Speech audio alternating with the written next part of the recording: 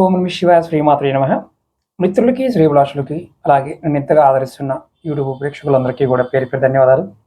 మిత్రులారా, మీ అందరికీ పరాదేవత ఎలవెల్లా మీతో ఉండి మీ మనోవాంఛ నెరవేర్చాలని మనస్ఫూర్తిగా కోరుకుంటున్నాను. ఫిబ్రవరి 17 మంగళవారం అమావాస్య, అలాగే సూర్యగ్రహణం కూడా ఉంది. సూర్యగ్రహణం మన దేశంలో కనిపించదు. ఇది దక్షిణ భాగంలో కనిపిస్తుంది. అంటే దక్షిణ అమెరికా, అలాగే సౌత్ ఆఫ్రికా కొన్ని ప్రాంతాల్లో కనిపిస్తుంది. ఈ సమయం మనకి 17వ తారీఖు సూర్యగ్రహణం, అలాగే 3వ తారీఖు చంద్రగ్రహణం ఉంది. ఈ 2 సమయాలు కూడా ఒక నెల, అంటే 15 రోజుల్లోనే మనకి ఈ 2 చూస్తున్నాం. అంటే పౌర్ణమికి మనకి చంద్రగ్రహణం, అమావాస్యకి సూర్యగ్రహణం ఉంది. ఈ సమయంలో ఎవరైనా సరే తంత్రశాస్త్ర ప్రకారం వశీకరణానికి, ఆకర్షణ మంత్రాలకి సిద్ధి పొందడానికి, అలాగే గ్రహదోష నివారణకి చాలా కీలకమైన సమయం. దీన్ని ఈ అమావాస్య భౌమవార అమావాస్య అని కూడా పిలుస్తారు. ఇది చాలా అత్యంత శక్తివంత సమయం కూడా చూడడం జరుగుతుంది.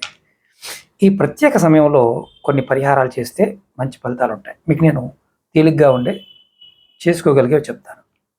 ఇందులో ఆకర్షణ, వశీకరణ, అలాగే ఫలితాన్ని ఇచ్చేవి మంత్రజపం చేసుకునే వారికి కూడా చేసుకోవచ్చు. మనకు లేదు కదా, చేస్తే ఫలితం వస్తుందా అంటే దాని ప్రభావం భూమండలం మొత్తం మీద కనిపించే దగ్గర 100% ఉంటే కనిపించిన దగ్గర 50% ఉంటుంది.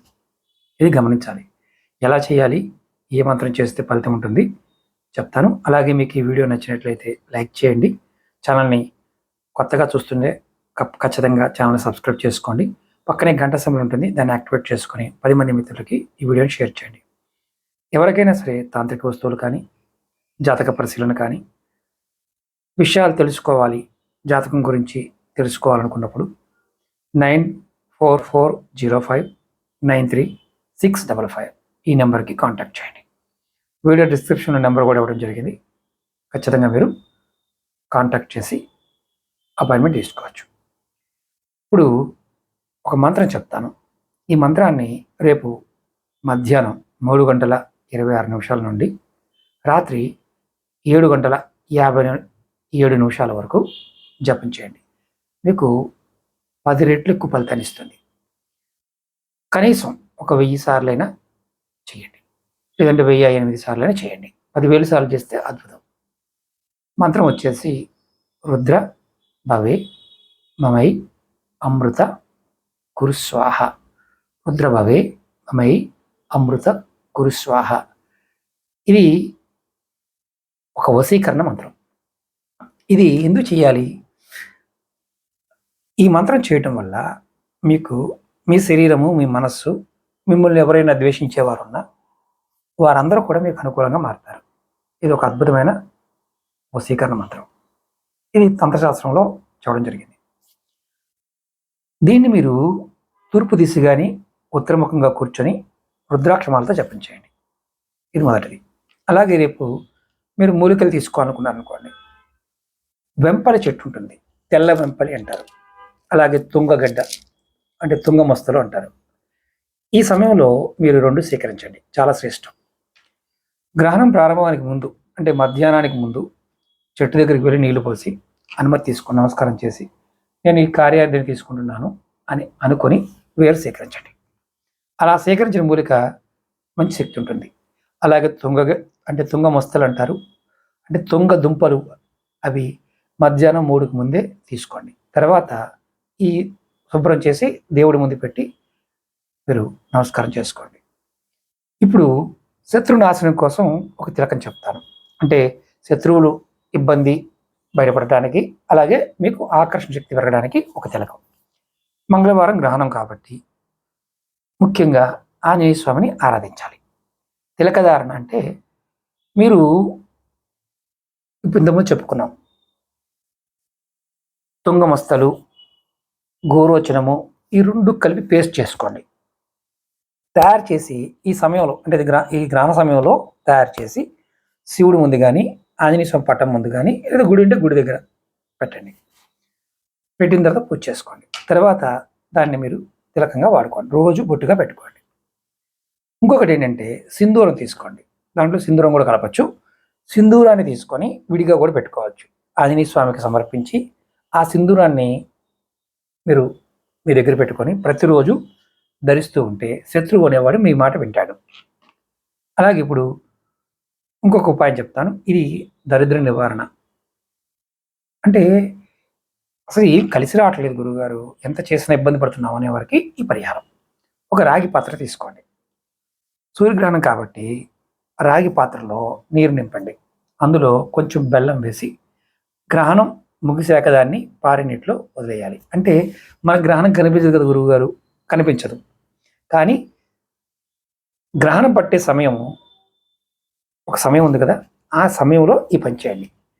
మీ మీద ఉన్న నెగిటివ్ ఎనర్జీ మొత్తం తీసేస్తుంది. అలాగే మంగళవారం నాడు మీరు వీలైతే స్వీట్స్ మిఠాయి దానం చేయడం. మంగళవారం అమావాస్య కాబట్టి ఎర్రటి రంగు అంటే మనకి జాంగ్రీ దొరుకుతుంది, జాంగ్రీ అంటారు. ఎర్రటి రంగు ఉండే స్వీట్స్, వీటిని ఎర్రటి రంగు ఉన్న బూందీ లడ్డు కానీ పేదలకు దానం చేయడం వల్ల కుజదోషంతో బాధపడే వారికి దోష ప్రభావం తగ్గుతుంది. మీ పనులు త్వరగా పూర్తవుతాయి. ఇప్పుడు మనం ఇంట్లో ఉండే వాటి గురించి చెప్పుకుందాం. ఇంట్లో నెగిటివ్ ఎనర్జీ ఉందనుకోండి, గ్రహణ సమయంలో ఇంట్లో సాంబ్రాణి ధూపం వేస్తూ ఓం నమ శివాయ అని జపించడం వల్ల ఇంట్లోని శక్తులు, అంటే ఒకవేళ మీకు తెలియకుండా మీ కాళ్ళ ద్వారా క్షుద్రశక్తులు వచ్చాయనుకోండి, అవన్నీ ప్రభావాలన్నీ తొలగి చెడు ప్రభావాలు నశించి మీకు మంచి ఫలితాన్ని ఇస్తాయి.